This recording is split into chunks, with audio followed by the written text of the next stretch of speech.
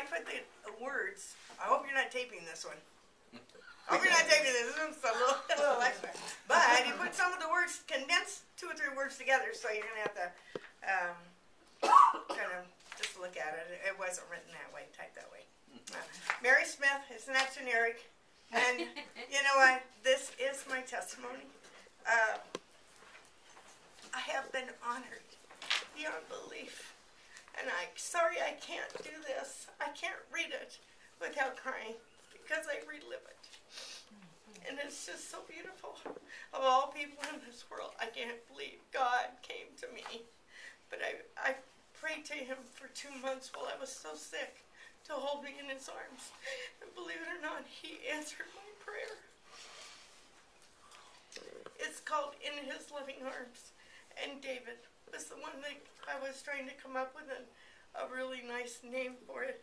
And David suggested it, and I just loved it immediately because that's what I asked him for, was to hold me in his arms. Okay, here we go. Okay.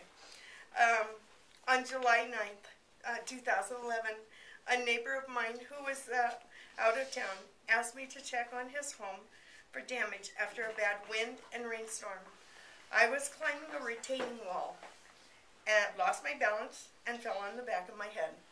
Of course, my head landed perfectly on the edge of the red brick wall. I split open the back of my head, and the ER doctor had to place in 8 staples. I seriously felt like a version of Humpty Dumpty with a zipper in the back of my head. I have this quirky sense of humor. During my stay at the Northwest Hospital, they did an MRI and noticed something unusual in the frontal area of my brain. They placed dye in my veins and ran the MRI a second time. The doctor finally returned to give me the results. I had a large aneurysm in the front part of my brain, directly behind my right eye. It finally had explained the migraines and double vision I had been experiencing for the prior 4 months. I had actually thought it was just stress caused from my hectic schedule. The fall I had experienced caused an internal bleed into the back of my head. I had to wait an 8 additional weeks before they could perform brain aneurysm surgery. As I counted down the weeks, the pain in my head became almost unbearable. My blood pressure was difficult to keep under control. Because of the severe pain, I truly spent the majority of my 8 weeks in bed just trying to pray the pain away. I have never felt so sick in my life. This was a real struggle for me,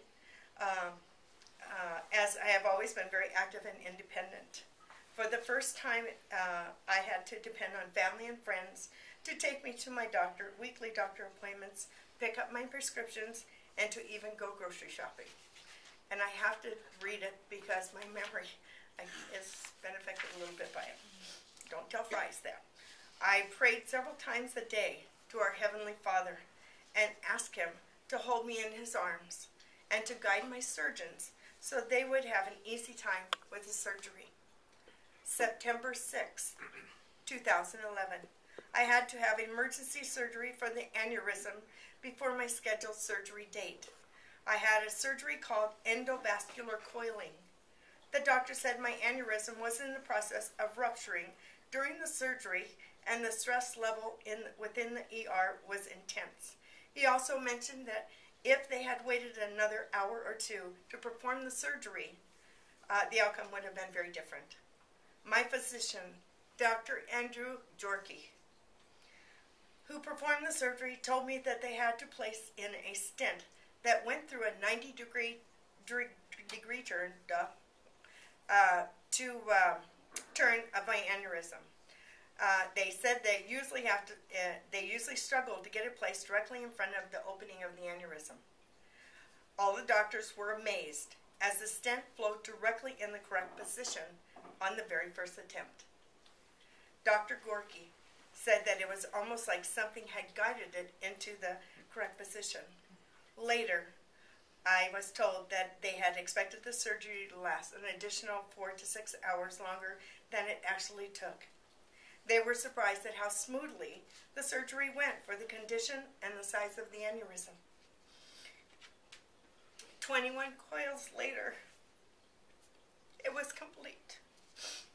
Now on September 7th, 2011, between the hours of 3 a.m. and 4:30 a.m., something miraculous happened in my intensive care room. Half of my room turned into a cloud. At first I thought I was dying. I was so absolutely scared to death because I didn't see any white light like everybody talks about. Then suddenly I saw two little objects flying from the bottom of this cloud. I thought they were butterflies. I realized they were angels.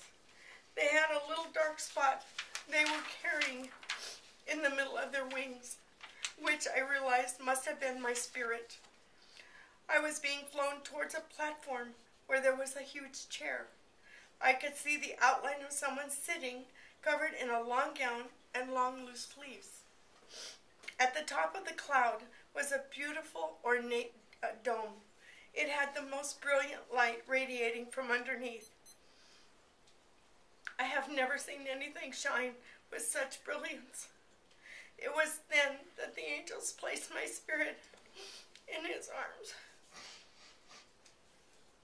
I realized this was God the Father, and he had answered my prayers. He showed me in this vision what he had done for me on September 6th during my surgery. It was written under the platform, "I have missed you." He missed me. I'm so sorry. He spoke to me, but his lips never moved.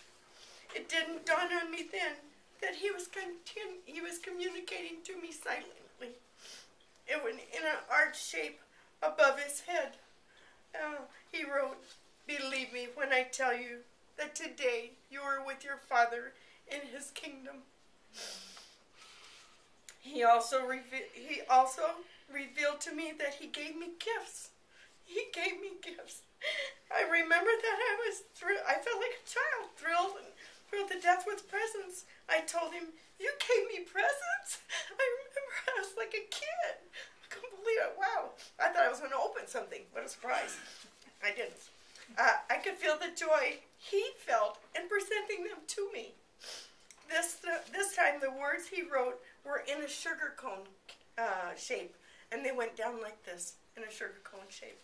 He said he gave me the gifts of visions, healing, teaching, and tech. Don't ask me what that is. There were also two other gifts he wrote in a half circle that were above that I wasn't able to read before they disappeared.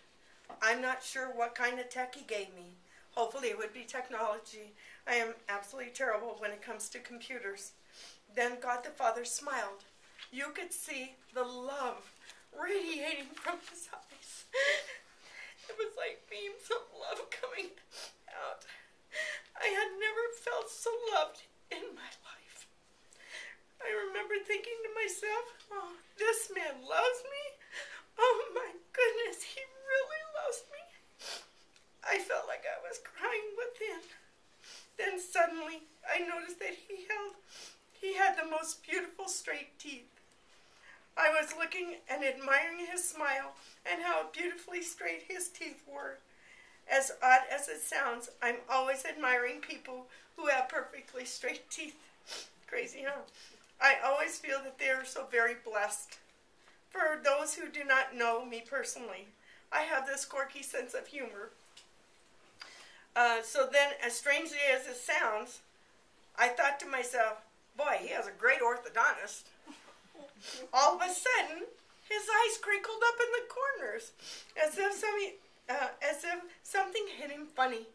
Later, when I told my daughter about his eyes crinkling, she said, "Mom, God knows all. He read your mind, and he knew exactly what you were thinking, and probably thought it was funny." I remember I broke down crying, thinking how wonderful to know that God the Father has a great sense of humor, and he has blessed me with his humor. under the platform, everything disappeared. Then the next thing I saw was everything separated in two equal parts. Okay? On the right side were white angels. On the left side, dark angels. On the right, the angels' bodies would suddenly resemble smoke, and they would move and form the little words. This is what I remember seeing. Love thy neighbor.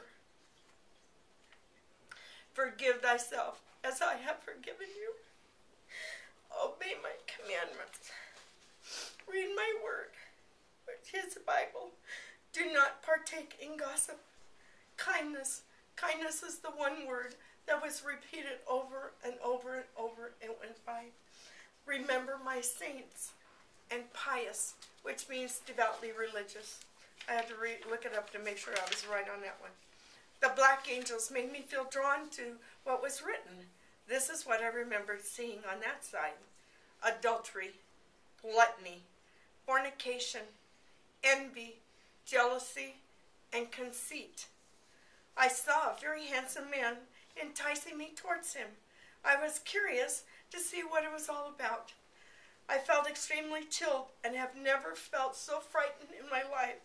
I was absolutely scared to death.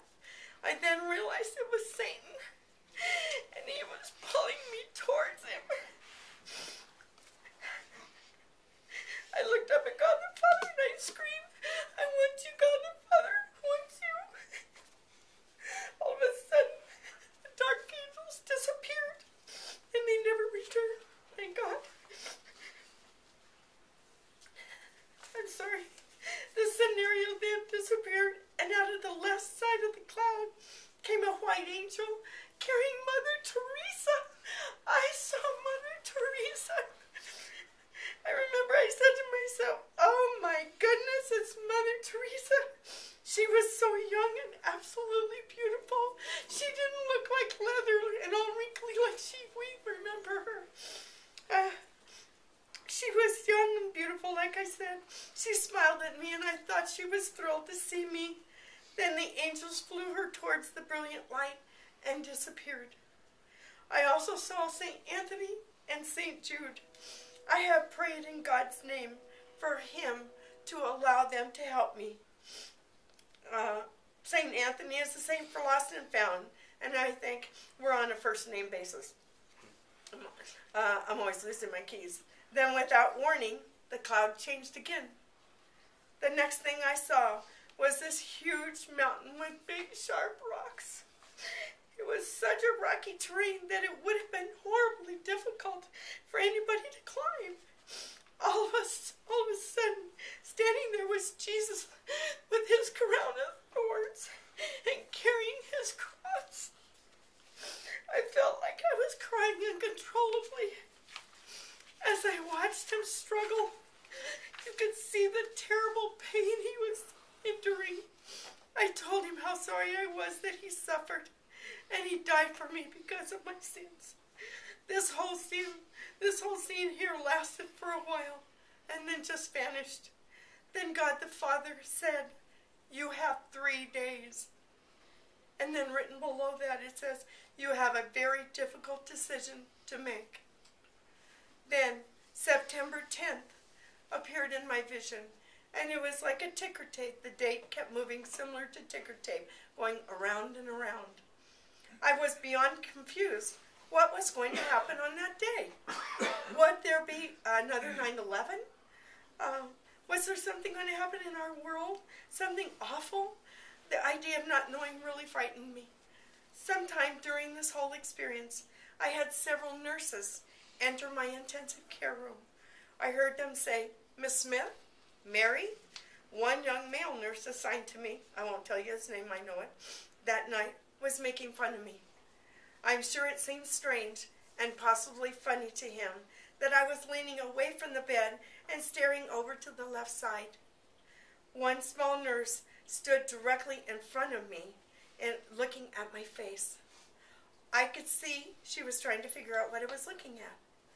She had chubby shoulders and arms. I could not see her face.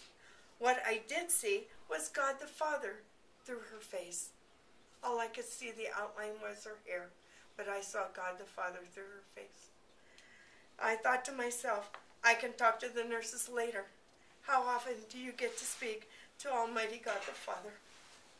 At the end of this whole experience, I saw two little angels flying down. They were flying down towards a rectangle, okay, and it had dots on the outside. There's 5 or 6 dots on the outside of it. All through this whole experience, I kept seeing these dots, wondering to myself, what in the world did those dots represent? It didn't make any sense. Then as the angels flew closer and closer to the dots and the rectangular shape, those dots suddenly were large enough to recognize as heads. Then all of a sudden the heads had necks, and then there were shoulders and arms. My crying intensified. I could see that they were my surgeons. The angels placed the little dark spot, which I now believe to be my spirit, back on the table, and then flew up into the brilliant light. Suddenly the cloud completely disappeared. Saturday, September 10th, 2011, 7 a.m. God the Father woke me. I saw written words in my head, do not be afraid, and you will play a role, as well as, if we are unsuccessful, you will join me in my kingdom. He also wrote something about banished or vanished, but unfortunately it disappeared before I could read it. He told me to sin no more, and I told him I would do whatever he asks and needs of me. I am his to do his will. My life is now his. September 10th, 2011. This is now 11 a.m. My youngest daughter and I laid down to take a nap. At 1 p.m., I was awakened by suddenly by an extraordinary force. It literally pulled me straight up in bed. I was so scared. My daughter woke me and said, "Mom, are you okay?" She was also scared because I sat up in such a rush. I suddenly had this urgency to talk to my mother. My mother is 87. She just now turned 88. I thought to myself, and she's in a care home. Excuse me, I lost my place. She is unaware of the fact that she has Alzheimer's. I thought to myself, maybe this is the day my mother was going to die. My daughter called her, and I talked to her for a while.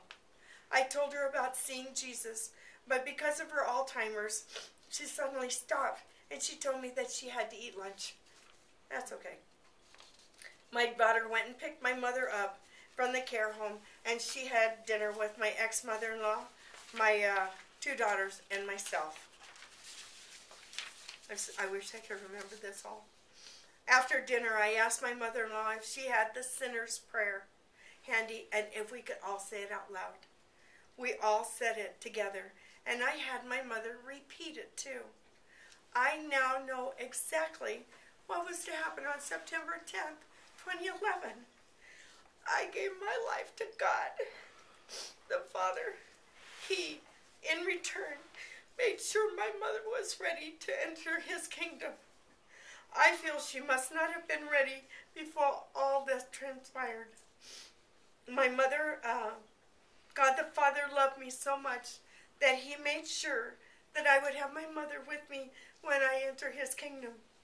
My mother has lived with me for over 20 years, and I know he knows the love that I have for my mother.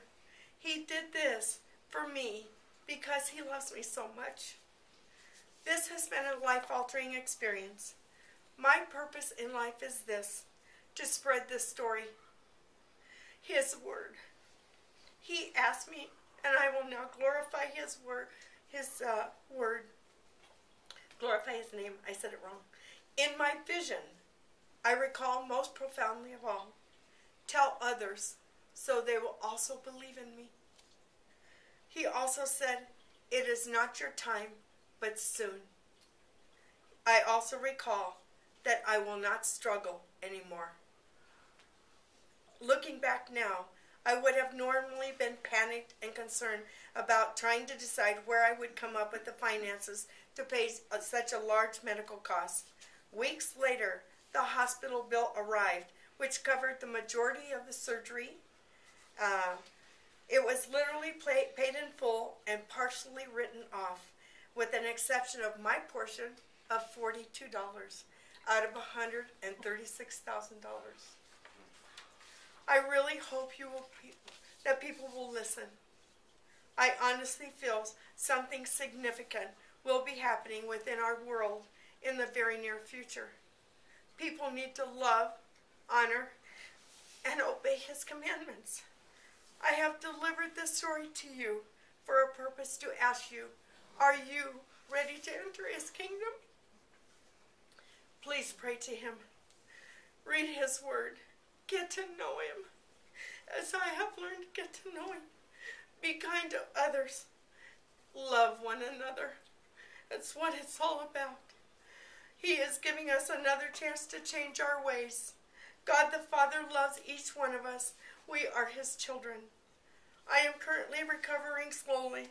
I have a few issues with my eyesight, which my doctor has informed me may or may not be temporary. May be temporary or permanent. It's unclear at this time. In retrospect, all that matters is being alive.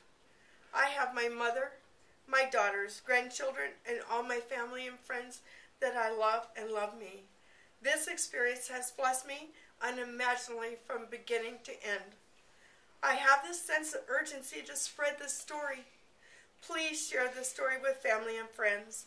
Also, if you know of a group that you would like me to share his story with, please feel free to email me. May God bless you. Mary Smith. My email address is inhislovingarms1@gmail.com. God bless you. I will tell you, since this has happened, I have gone to the doctor for an MRA.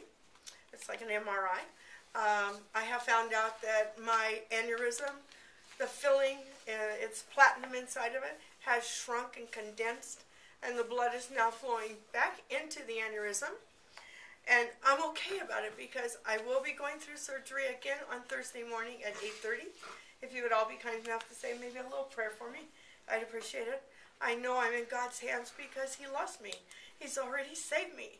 And even if I die, you can't even imagine the love that you go to.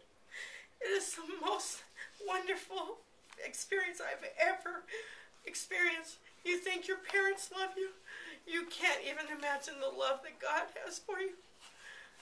You can't even imagine. I am ready to go at any time He asks, and I'm looking forward to that day. I truthfully am. My surgery, everything will be good because I know that He has something for me still to do. And whatever happens, this aneurysm has brought my children, my family, everyone I love back together with God in the center. This is worth every pain I have gone through. And I want to thank all of you for allowing me to tell this testimony to you. And I hope all of you will at some point see God the Father as I do. I have one more thing that I want to tell you.